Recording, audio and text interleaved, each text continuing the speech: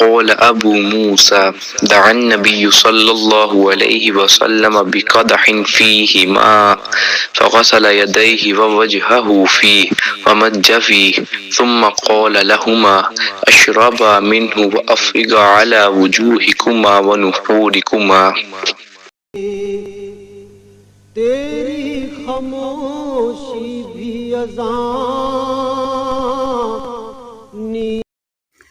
نبی اکرم صلی اللہ علیہ وآلہ وسلم نے ایک پیالہ منگوایا جس میں پانی تھا۔ اس سے آپ صلی اللہ علیہ وآلہ وسلم نے اپنے ہاتھ دھوئے اور اسی پیالہ میں منہ دھویا اور اس میں کلی فرمائی۔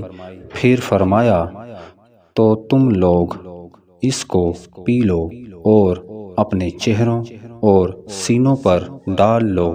صحیح بخاری حدیث نمبر 188۔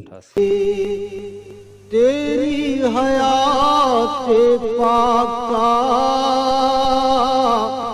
ہر لمحہ پیغمبر لگے،